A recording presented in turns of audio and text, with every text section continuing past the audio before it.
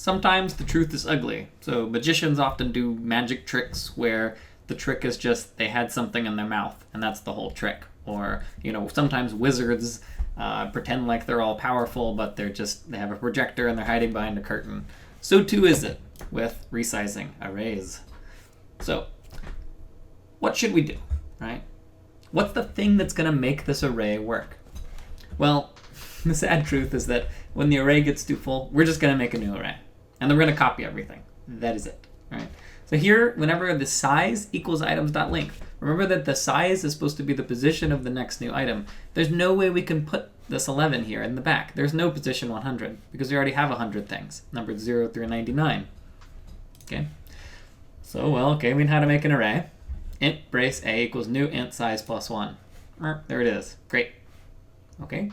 Well, now we have enough space, so this is a good place to put all this stuff. All right, so we could do array copy, and we actually copy all of these bits. This goes here, this goes here, this goes here, this goes here, and so forth. We're actually copying all the bits, and that takes some time, of course. Then we put the new item in, number 11, now in its new spot. And then, here's the little bit of sleight of hand, the thing that's slightly impressive, but really isn't that super clever, is this array right here would make a really great array, a really great backing array for our data structure. So what we ought to do is take this address, these bits here, and say, you know what, this old array, it's not good enough anymore. It can only be that big, and I'll just point items here. And then, of course, we also need to increment size, and that's insert. Okay? So if our list gets full, you just do the most brute force, kind of silly thing you can imagine. Right? And then this right here, now that there's no longer any references to it, it will be taken away into the night by the garbage collector. Okay. So this process right here, we're going to call this resize. Now the term array resizing or resizing array, it's a little fraught because obviously we didn't really resize an array. We just pretended to. But actually what we did was we made another array and then pointed items at it. Okay. So I don't really have a good term for it. The more common term kind of is dynamic arrays, but I don't know. I like resizing arrays, even though it's a little dishonest perhaps. All right, so let's try building this. I'm going to type it out, but if you're watching this in the webcast or you just want practice later, you've already watched the lecture, you already know how it works, maybe come back, you work on project 1, you just want to get a sense of how this works. There's always this DIY folder, so I renamed the folder that used to be called hard mode to DIY if you want to try it out yourself. But I will now go spoil everything for you. Okay, so we want to do insert back.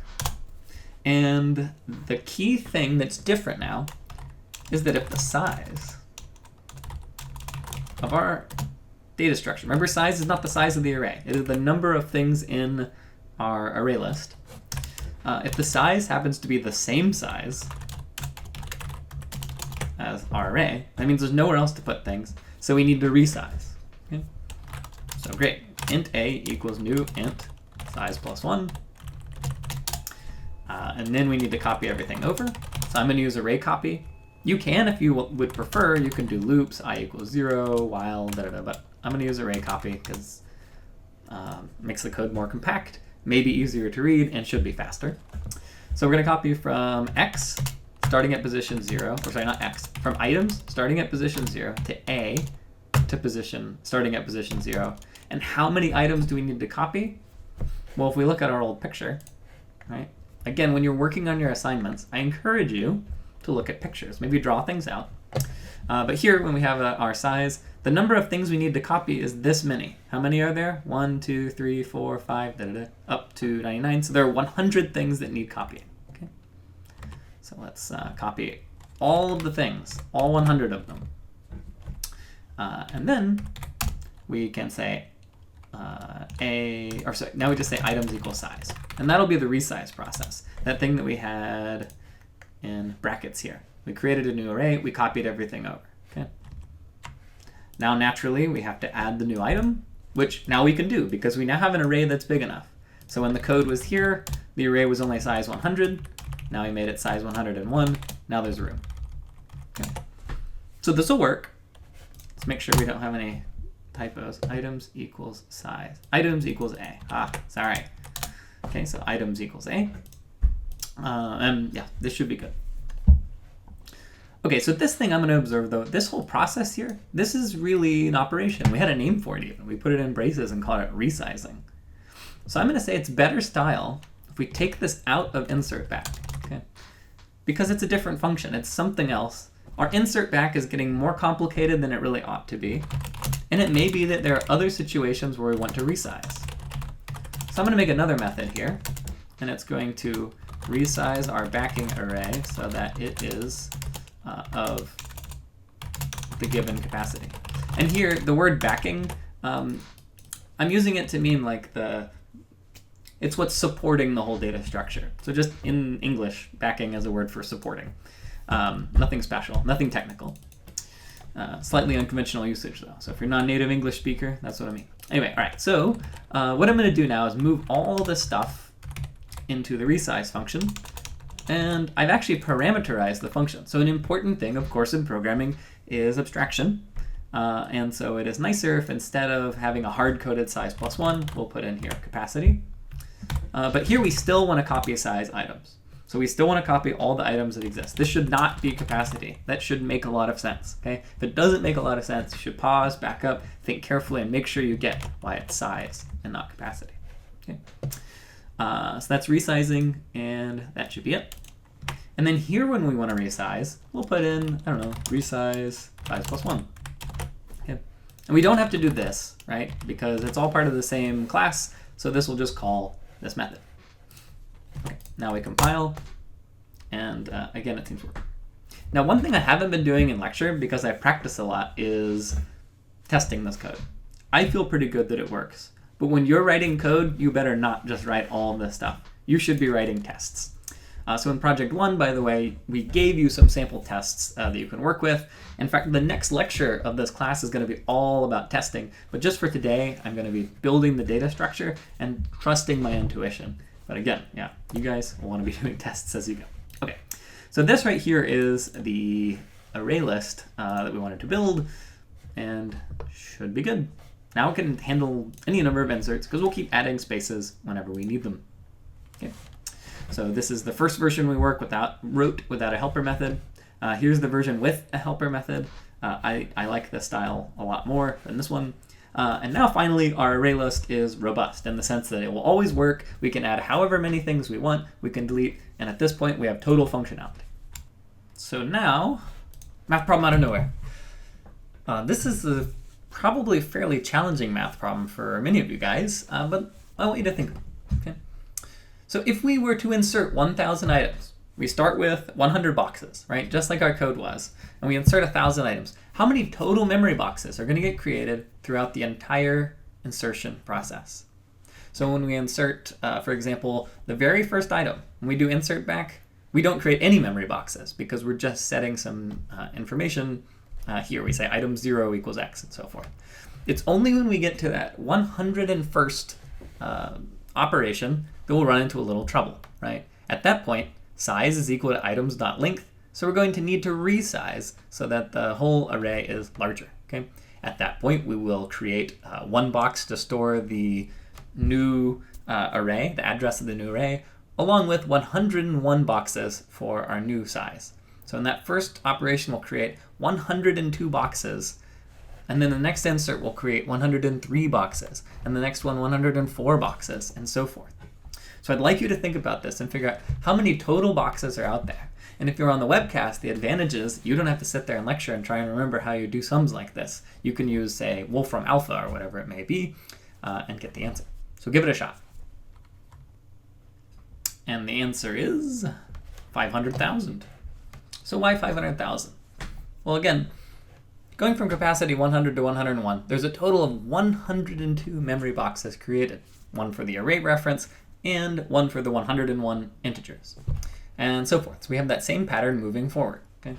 Now this is going to be a big focus of the course later. This is not something I expect you to know how to do right now, but given the fact that the total number of containers is this plus da-da-da up to 1,000, we basically need to find this sum. So one approach is to simply use Wolfram Alpha, let's say. And it lets you do cool things like, well, I want to know what's 101, wait, what does it start at? No, 102. What's 102 plus 103 plus dot dot dot plus 1001? And it does its magic bleep, bleep, bleep. and you'll see that's around 500,000.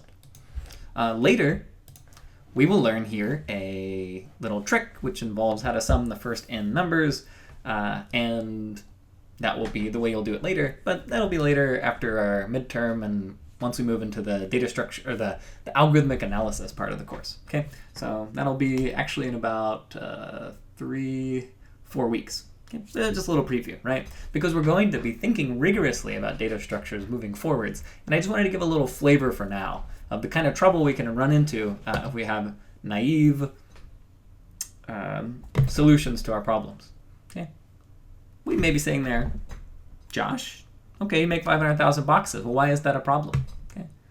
Well, the reason is that those first several insertions are very quick, but each of those resizing operations are very expensive. Each one of them we have to copy everything. So the 500,000th insertion, it's going to have to make a copy of 500,000 things. Every single insert you do is going to be slower, and that's no good. So we want to fix that. Perhaps a little demo would help convince you that things are really gross. So what I've done here is I've added a little main method to the end of our A list. And what it's going to do is just insert the current number from I equals 0 to, in this case, 999. So this inserts 1,000 items. Okay. And when I run this, it's pretty quick, right? It's done immediately, right? Those first 100 inserts, those were lightning fast. That was just putting stuff in an array. But each of those last 900 inserts, each one of them took just a little longer. But our computer is still really good. And even though that last insertion included having to make a copy of 1,000 items, no big deal. However, if we start cranking it up, right, that's still pretty fast at 10,000. So maybe you could tell the difference. But once we hit 100,000, now things will be pretty slow. Now we're waiting. Okay? And the reason we're waiting is that those last operations, every single insert, it's having to copy all 80,000, 85,000, 90,000 items. And that's quite a lot. If we crank this up to 1 million, I mean, it's basically not going to finish in the time that we have here together in this video. Okay, so I'll let it keep going. All right, well, I'll kill it. It's done. Okay. So just to give you a rough picture, and again, it's a little bit of a preview of more of our performance analysis part of the class coming later. When we insert 100,000 items, all right, so just this inserting 1,000 was 500,000 total memory boxes. If we insert 100,000 items, we're going to need roughly 5 million new memory boxes, or here I'm saying containers, new spaces for stuff to go, right? And since computers take maybe around a nanosecond to do stuff, so they can do billions of things per second, it's not such a big surprise that creating 5 million of these boxes took several seconds, because a computer can only do about 1 billion things a second, roughly. Okay? And so we can make a little theoretical chart showing the total amount of time it takes to do insertions in seconds. So those first things, up to 10,000, it's very short. But then this curve takes off over time, and this is super bad, right? Our data structure as it exists, every time we insert something, we're getting this slope that is just brutal, right? This is not the kind of shape you want for your performance curves. And that's going to be something we'll learn about later, but I just want to give you a rough sense of how, in this case, you might think, oh, well, this is fine. I'm making bigger arrays. How it can actually come to bite you. Why you can get these really big performance bugs. So let's talk a little bit about how we can fix it. Okay? How do we fix this? What should we do? So just speculate a little. What could we try? Okay? You only have to change a little bit about this code. All right. So maybe you've come up with a thought. And so indeed, perhaps you thought, instead of just increasing the size by 1, I can do something else, like increase it by 10 or some arbitrary number, right? So maybe up here I do private static int. Oh, I forgot to put pub private here. Oopsie. All right, private static int, we'll call it r factor. This is the resizing factor, and maybe I call that thing 10. And then maybe I say resize not by 1, but by 10. Okay. So while that solution might seem pretty intuitive, we'll make even more boxes, it turns out that even this approach is bad. Okay? No matter how big you make this R factor, well, okay, any sane R factor that's not like 1 million, right? It's going to be unusably bad. Okay? And we'll talk about this in so much more detail in 3 or 4 weeks, but This, I'm just going to let you know, if you pick an R factor here that's 1, 10, 100, even 1,000, even 10,000, this is going to result in a data structure that is unusably bad. You're still going to get this shape. However, if we instead of using plus, we use multiply. We multiply by some R factor, right? Maybe even just 2. That turns out it'll be fine. So for example, let's try that out. So we do R factor of 10. Okay? We're very clever. And let's change this down to 100,000. Okay, I run it. It was faster, right? No doubt. But once we hit 1,000,000 now, okay, it's gonna be real slow. Okay. So adding 10 boxes instead of 1 isn't so good. Okay. Now the multiplicative version, if we do times and we change this to 2, even just 2, 2 is not all that much, just doubling the size of the list, let's say. So we do it with 1,000,000, and it's very fast. We do it with 10 million, still very fast. Do it with 100 million. We don't run out of memory, it'll be fast. Ah, I ran out of memory. Okay, well, in my virtual machine here, my fake Linux, I don't have enough memory allocated to it, or also, alternately, I just haven't set the right parameters up here. But if I had enough memory, it'd still be really fast, right? So it's that kind of thing that 61B, the second half of the class, is going to be about, right? For now, we're going to continue chugging along. How do we build programs in Java? How do we make ourselves efficient? But a little sneak preview that we're going to learn why, in great detail, why times is good, plus is bad, and it's going to be very cool. Okay? So when it comes to project 1, you guys are going to be building an array list, okay? And in your array list, you should be using this technique, this idea of increasing the size by a multiplicative amount as opposed to a plus amount. Now, we're actually not going to penalize you if you do this style because of the fact that we haven't really learned it in great detail. But if you want best performance, if you want your code to feel industrial strength and beautiful and strong, you'll want to do this. Okay. There are other types of performance bugs that can pop up. In fact, we still have one in our code. So even though if we do this, it's very fast, there's still an interesting issue. Let's see if you can detect it. So let's suppose we're using our A-list structure for, I don't know, tracking pieces of asteroids out in space. And let's say we have a rare situation where suddenly an asteroid in space explodes, and now we have 1 billion more items to track. There's one item that exploded into 1 billion. And then maybe 999 million of them hit the atmosphere and dissolve, so we're able to delete them back out of our data structure. Okay? Well, our data structure as it exists right now will handle this with great speed, right? For reasons we haven't fully discussed, it'll be able to handle this no problem, right? It'll be good. However, after the event is over, after all of the pieces have dissolved, there's an issue, right? I want you to try and think about it, okay? So it's plenty fast. So what could possibly be wrong? Okay, well, the answer is we have a huge array that we resized over and over and over and over to get up to size 1 billion, but now we don't have anywhere near that number of items, okay? We have an array that is basically, we're only using this beginning part. Only those objects that were there before the crazy event when the asteroid blew up. Okay? So in this case, we're wasting space. We have a huge array list, and we really ought not have such a big list. And so one can say that an array should be one of these array lists should not be just efficient in time, but also efficient in the amount of space it uses. So one approach for fixing that is to define a so-called usage ratio, which will be the total size divided by the number of items divided by the total size of the array. So size, remember, this is number of items, and this is the size of the array.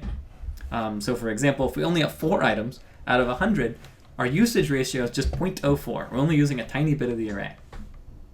So a typical solution to this problem is that when you call delete, you can check and say, if my usage factor is less than 0.25, I'm going to cut off half of the array. Okay? Because if I chop the array in half here, no big deal. What I would do is create a copy and copy those first 50 items. And so later we're going to talk about the trade-off between time and space efficiency. Because obviously there'll be some performance cost associated with having to half the size of our array, right? Having the size of the array is more work, but it saves us space. And so we'll be talking about that in a lot of detail. Now in project 1, you'll need to do this, right? Whenever you're doing the array part, gets too empty. When the usage factor drops below a certain level, you will want to half it. Okay? And so the spec will have more on that.